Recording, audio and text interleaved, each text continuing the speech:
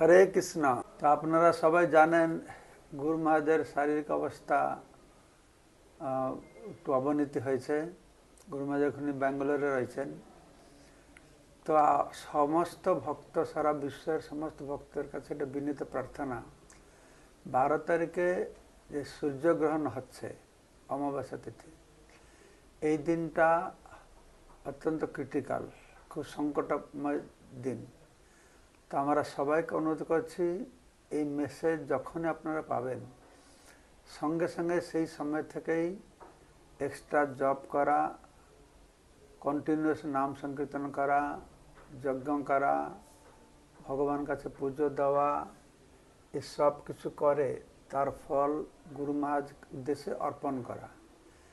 গুরু মহারাজ যেটা বলেছেন, 4 বার এক্সট্রা তুলসী পরিক্রমা করে সংকল্প করে সেটা গুরু মহারাজকে অর্পণ করা। কেননা আমরা শুনতে পাচ্ছি এই সূর্যগ্রহণ দিবসটি অত্যন্ত সংকটময় দিন। এইটা যদি পার হয়ে যায় তাহলে গুরু মহারাজের স্বাস্থ্যের উন্নতি হবে।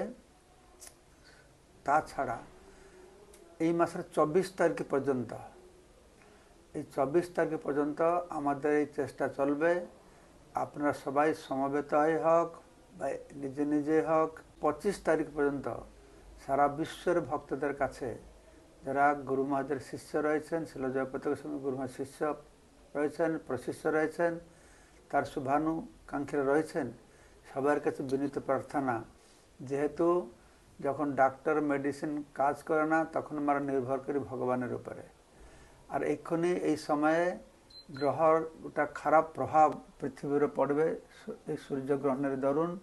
তাই সবাইকে বিনীত অনুরোধ, এই মেসেজ পাওয়ার সঙ্গে সঙ্গে আপনাদের সাধনা, আপনাদের প্রার্থনা, জপ ইত্যাদির কিছু উন্নতি করবেন, যেটাকে 24 তারিখ পর্যন্ত আপনারা 25 তারিখ পর্যন্ত কন্টিনিউ করবেন।